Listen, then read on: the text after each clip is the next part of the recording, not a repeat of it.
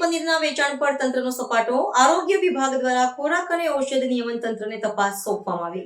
અમદાવાદ શહેરમાં નાગરિકોના આરોગ્ય સાથે ચેડા કરતી ગંભીર બાબત પ્રકાશમાં આવી છે, જેમાં આરોગ્ય વિભાગના સઘન તપાસ અભિયાન દરમિયાન અનેક વ્યાપારી એકમોમાંથી કૃત્રિમ પનીરનો મોટો જથ્થો મળી આવ્યો છે.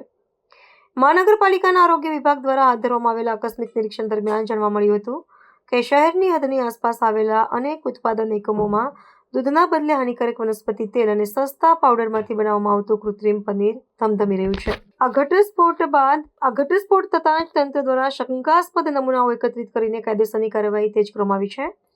આરોગ્ય વિભાગે આ ગંભીર મામલે રાજ્યના ખોરાક અને ઔષધ નિયમન તંત્રને સત્તાવાર જાણ કરી છે, જેથી શહેરની બહાર ચાલતા આવા ભેળસેળિયા એકમો પર કડક ત્રાટક કરી શકાય.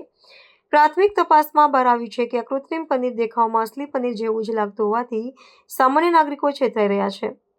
પનીરના નામે વેચાતા નકલી ખાદ્ય પદાર્થમાં રહેલા કેમિકલ અને અશુદ્ધિઓ માનવ શરીર માટે અત્યંત જોખમી સાબિત થઈ શકે છે.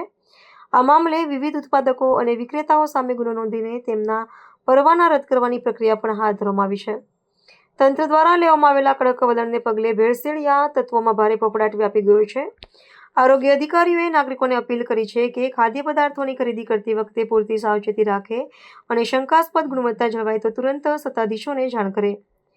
આગામી દિવસોમાં તપાસ અભિયાન વધુ વ્યાપક બનાવવાની અને નકલી પનીરનું વિતરણ કરતી આખી કડીને તોડી પાડવાની નેમ તંત્ર દ્વારા વ્યક્ત કરવામાં આવી છે.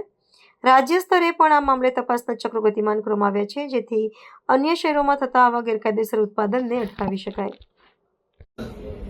જે ડેઝિગ્નેટેડ ઓફિસર તરીકે જે કોર્પોરેશનની સત્તા છે તે અમદાવાદ કોર્પોરેશનની લિમિટમાં છે. જે યુનિટો કાર્યરત હતા એમાંથી અમુક યુનિટોના એડ્રેસ જે એમને મળ્યા હતા એની ડિટેલ રાજ્ય સરકારના સંબંધિત અધિકારી જોડે શેર કરવામાં આવેલી છે અને એઓ તેમના દ્વારા એક્શન લેવામાં આવશે.